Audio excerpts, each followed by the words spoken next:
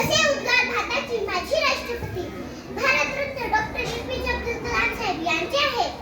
आणि अगदी तसेच एक स्वप्न मी झोपेत नाही तर डोळे उघडे ठेवून मी पालघर जिल्ह्याविषयी पाहिले आहे.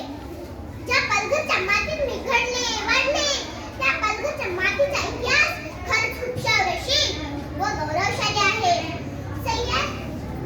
सह्याद्रीच्या कुशीत डोंगराच्या मुशीत सह्याद्रीच्या कुशीत डोंगराच्या मुशीत सागराच्या लाटांना सुंदर सुंदर बेटांना सागराच्या लाटांना सुंदर सुंदर बेटांना पडलेलं गोजेवाणी स्वप्न म्हणजे माझं पालघर.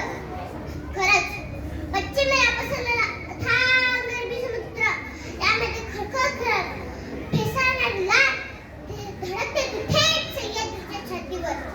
सागरी डोंगरी आणि नागरी अंग असलेल्या सर्वात मोठ्या ठाणे जिल्ह्याचे विभाजन करून 1 ऑगस्ट 2014 रोजी पालघर हा जिल्हा अस्तित्वात आला. पालघर जिल्ह्यातील 8 तालुके म्हणजे काय त्याच्या अष्टभुजात आहेत.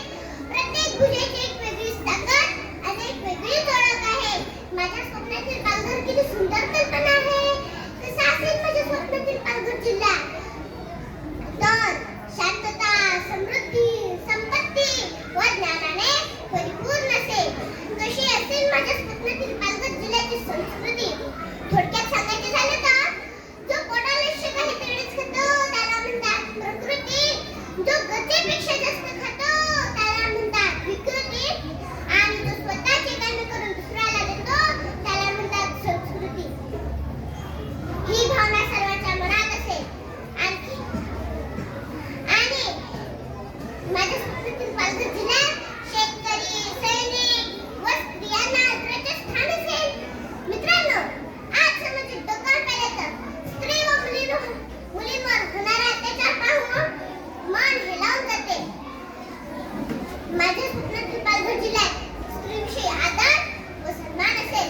स्त्री म्हणजे वात्सल्य, स्त्री म्हणजे मांगल्य, स्त्री म्हणजे वात्सल्य, स्त्री म्हणजे मांगल्य, स्त्री म्हणजे मातृत्व, स्त्री म्हणजे कर्तृत्व, स्त्री म्हणजे मातृत्व, स्त्री म्हणजे कर्तृत्व. ही भावना सर्वांच्या मनात असेल. आणखीन एक गोष्ट ती फक्त पालघर जिल्ह्यालाच नव्हे तर संपूर्ण भारताला लागलेली सर्वात मोठी तिकीट कोणती असेल? ती म्हणजे भ्रष्टाचाराची. मिलाद घेणार नाही, मिलाद देणार नाही असे फक्त बोलून चालणार नाही तर तिकीट सर्वांच्या मनातून समूळ नष्ट झाले असेल. मनात आत्मविश्वास